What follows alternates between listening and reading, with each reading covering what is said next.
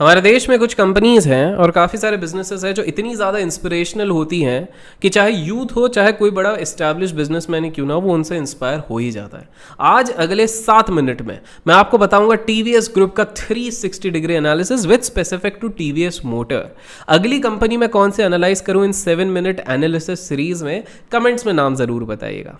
Last 98 years से T V Sundaram Iyengar and sons limited रही थी holding company of TVS group, जिसने आज तक मोर देन 90 कंपनीज को अपने अंदर रखा।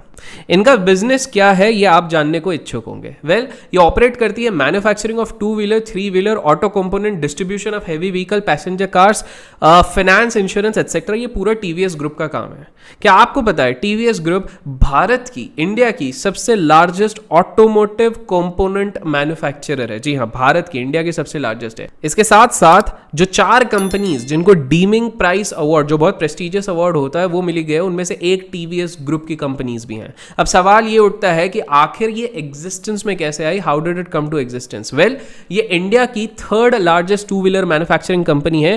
टीवी सुंदरम अयंगर के सबसे छोटे बेटे और वेणु श्रीनिवासन जी के पिताजी का सपना था, जिन्होंने सोचा कि भाई एक ऐसा प्रोडक्ट बनाया जाए जो आराम से 2 लोगों को कैरी कर सकता हो, और वो भी कॉस्ट इफेक्टिव वे में, तिरुपति की ढलान से, पहाड़ों से।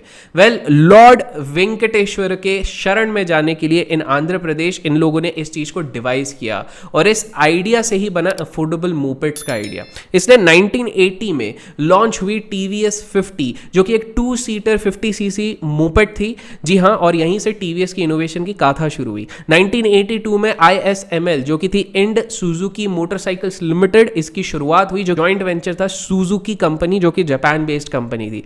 मोपेड में इनका कारोबार बहुत अच्छे से चल रहा था, पर इन्होंने सोचा कि चलो अब हमारे सेगमेंट को हम इंक्रीज करते हैं और मोटरसाइकिल्स में जाते हैं। टीवीएस मोटरसाइकिल्स लॉन्च तो हुई, पर स्टार्टिंग में काफी कंपटीशन झेलना पड़ा, like hero Honda, Kawasaki, Bajaj, Escorts, Yamaha etcetera.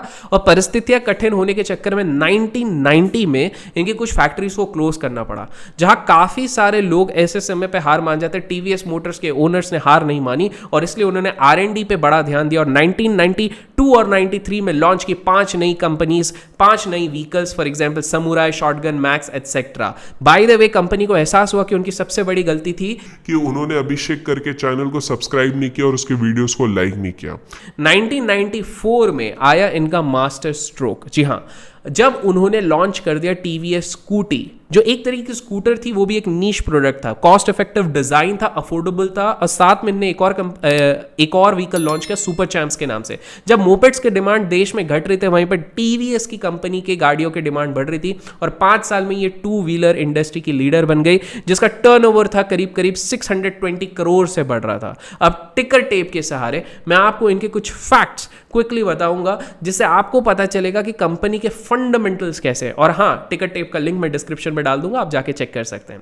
सो पहले रिटर्न वाइज अगर हम कैलकुलेट किया जाए तो आप स्क्रीन पे देख सकते हैं, लास्ट 20 ईयर्स में टीवीएस मोटर्स ने दिया है 6262% का रिटर्न, और कंपाउंडिंग वे में ये कोई बुरा रिटर्न होता नहीं है, इट इज ग्रोइंग फाइन। अब इसका मैं अगर आपको रेवेन्यू ग्रोथ दिखाऊं तो लास्ट 5 साल में 11.5% से बढ़ रहा है, जहां इंडस्ट्री 4.5% से बढ़ रही है, which is actually good. In fact net income भी आप देखोगे तो कहीं गुना ज्यादा है इंडस्ट्री स्टैंडर्ड से, जो कि एक मस्त चीज हो गई इसके साथ। इनके रेवेन्यूज भी अगर आप देखोगे तो ड्रॉप केवल और केवल 2020 के फाइनेंशियल ईयर में हुआ है, और वो भी बिकॉज ऑफ कोविड, बट बाकी सब ऑन ट्रैक है। By the way, TVS group के साथ मैं अभी एक प्लान कर रहा हूं, एक live also in few days, आप लोगों को बहुत जल्द इन्फॉर्म करूंगा, कुछ गिव अवेज भी प्लान कर रहा हूं, लेट्स सी। अब आप सोचोगे सभी अच्छा है क्या भाई, इस ग्रुप में कुछ तो बुरा होगा। तो मैं जब टिकर टेप से एनालिसिस कर रहा था तो मुझे कुछ रेड फ्लैग्स भी यहाँ पे दिखे, 3 दिखे। सबसे बड़ा जो मेरे को देखा वो फ्री कैश फ्लो। अब आप पूछोगे भैया ये फ्री कैश फ्लो क्या होता है? वेल, फ्री कैश फ्लो या एफसीएफ मेजर करता है कि कोई भी कंपनी का फाइनेंशियल परफॉर्मेंस कैसा है। सो एफसीएफ आपको ये बताता है कि कैश कंपनी जो प्रोड्यूस करती है, डिडक्ट करने के बाद अपने एसेट्स के साथ, प्रॉपर्टीज, इक्विपमेंट एटसेट्रा, उसके बाद कितना बचता है। तो एफसीएफ बहुत इंपॉर्टेंट हो जाता है, बिकॉज ये बताता है कितना कैश बचा है किसी भी कंपनी के पास फ्रीली सारी चीजें डिस्ट्रीब्यूट करने के बाद। टीवीएस मोटर के केस में ये नेगेटिव है, और इंडस्ट्री मानो ऑटोमोबाइल काफी ज्यादा कैश इंटेंसिव होता है, बट बट यहाँ पर इंडस्ट्री एवरेज से भी कहीं गुना ज़्यादा कम है। अब पीयर्स के साथ अगर मैं इसे कंपेयर करने जाता हूँ तो बजाज ले लो, हीरो ले लो, इन सारे लोगों का पी ना इससे कम है। सो ये पी के बेसिस पे भी कह सकते हैं वैल्यूएशन ज़्यादा है। तीसरा जो एक रेड फ्लैग मैंने देखा कि प्रमोटर अपनी होल्डिंग बेच रहा है, पर मैं आपको एक होमवर्क देता हूँ कि आप अपनी रिसर्च कीजिए और रिसर्च करने के बाद कमेंट्स में आके बताइए कि आखिर प्रमोटर यहाँ पे स्टेक क्यों हल्के कर रहे थे। ये आपके लिए एक होमवर्क है। वहीं म्यूचुअल फंड्स की अगर साइंस देखें और इवन एफआईआईज एंड डीआईएस देखें तो वो यहाँ पर अपना स्टेक बढ़ा रहे हैं, जो कि अच्छा साइन है। अब हाल ही में खबर आई है कि ये अपने टू व्हीलर चार्जिंग पॉइंट रख रही है और इलेक्ट्रिक व्हीकल की तरफ बढ़ रही है, इंस्टॉलेशन का काम कर रही है, जो आप ऑलरेडी देख सकते हैं टिकर टेप की न्यूज स्क्रीन पे।